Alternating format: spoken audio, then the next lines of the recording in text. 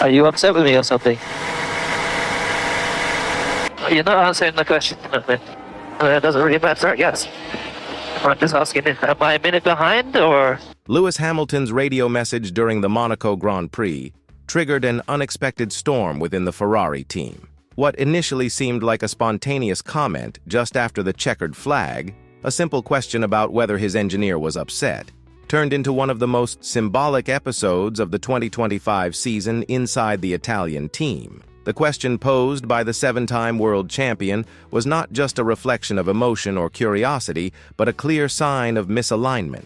Coming from one of the greatest names in the history of the sport, it exposed a crack in a still-forming relationship with the very team he chose to write a new chapter in his career. This scenario did not arise by chance. It emerged at the end of a complicated weekend, full of unclear strategic decisions, confusing messages, and responses so vague that the driver himself admitted to being completely lost regarding his position in the race.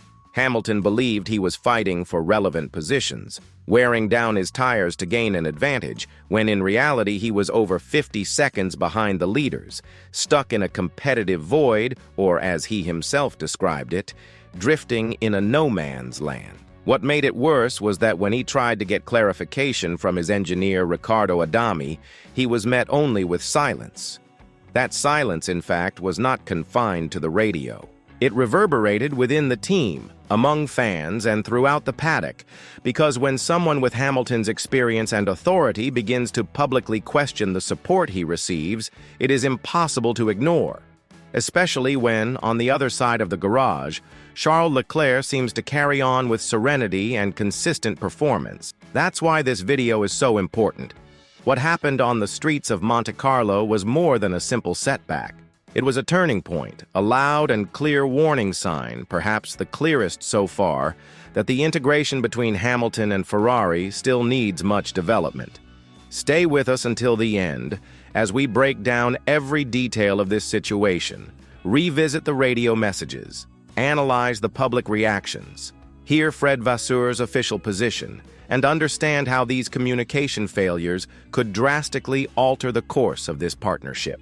Take a moment to subscribe to the channel, turn on notifications, and support us by clicking the like button. The professional relationship between Hamilton and Riccardo Adami is becoming one of the most closely watched dynamics in today's Formula One. Adami, in theory, has a solid resume, having worked with names like Sebastian Vettel and Carlos Sainz.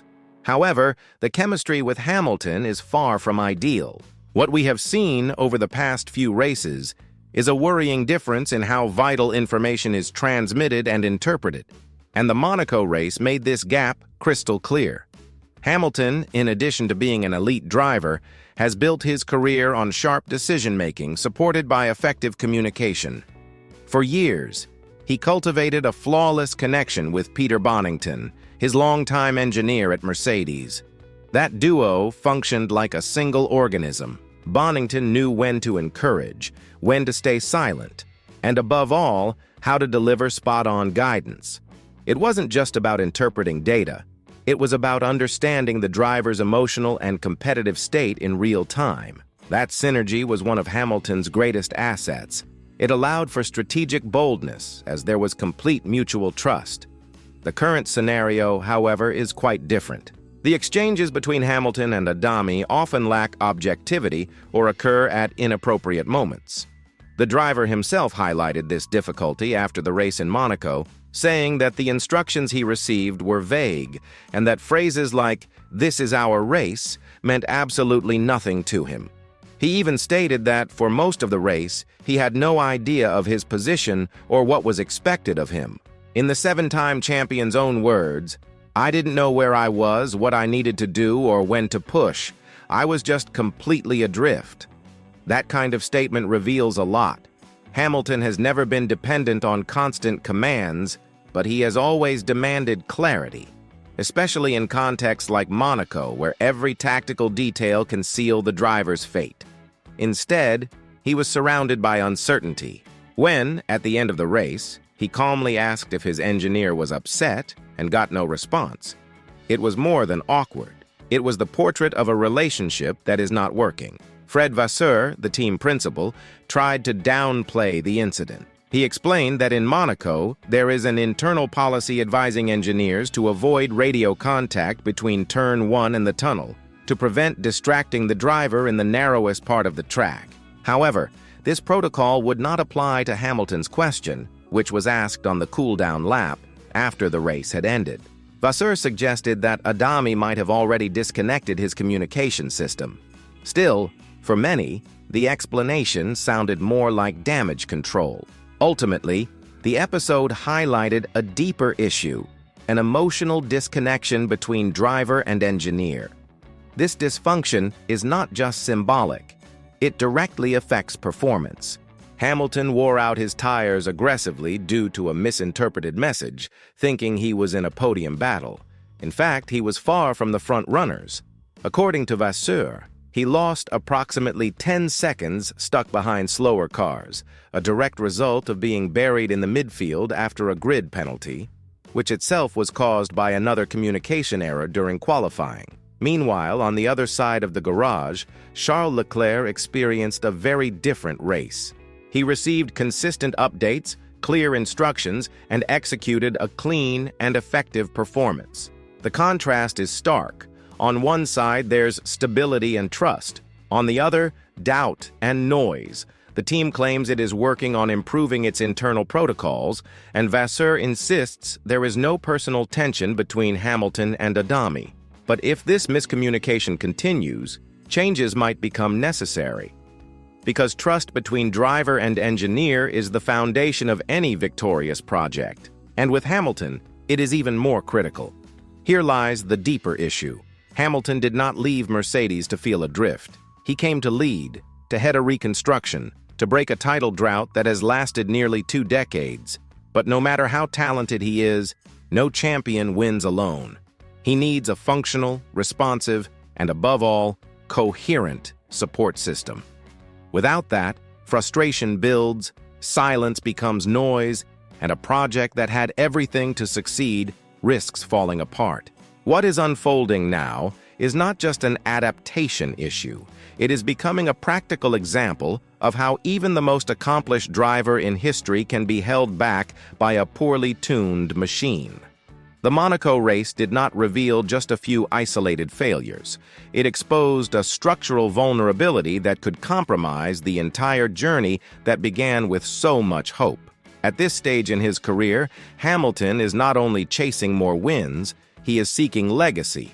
He joined Ferrari to be part of something historic, to help revive a sleeping giant. But what has been seen in recent weeks, especially in Monaco, is a scenario where he is battling internal obstacles more than on-track rivals. The silence during decisive moments, the muddled messages, and the poorly interpreted orders are not isolated slip-ups. They are symptoms of something deeper. The Italian team maintains that everything is under control, that procedures are being followed and there is no crisis. But Hamilton's body language, his restrained statements, and especially the lack of evident connection with the team, suggest otherwise. He is not angry, nor is he making accusations, but he is clearly disconnected. And when a driver with his background begins to disengage emotionally, something must be reassessed urgently. Meanwhile, Leclerc continues to deliver results and benefits from efficient communication. That sends a powerful message about where the team's operational focus currently lies. So what comes next? Ferrari must decide whether to view Monte Carlo as a wake-up call, a chance to realign its structure, tighten the dialogue, and ensure Hamilton receives the support he needs to shine, or whether it will keep following the same course, risking a gradual deterioration of this promising partnership, because Hamilton will keep giving his best. But no level of talent is enough to win when communication fails at the most critical moments. This is not about assigning blame. It is about identifying weaknesses and fixing them. If Ferrari truly wants to win championships with Hamilton at the wheel, it will take more than fast cars. It will take empathy, precision, and most importantly, unity. Without that, the team may not just lose a title. It could lose the man who had everything to be the leader of its new golden era. Not to a rival team, but to disappointment and disillusionment. If this content helped you understand what lies beneath the headlines, don't forget to support the channel, subscribe, and turn on notifications. Because if Ferrari doesn't act soon, the biggest story of 2025 might not be about who won the title, but how this ambitious project with Lewis Hamilton unraveled before it even got off the ground.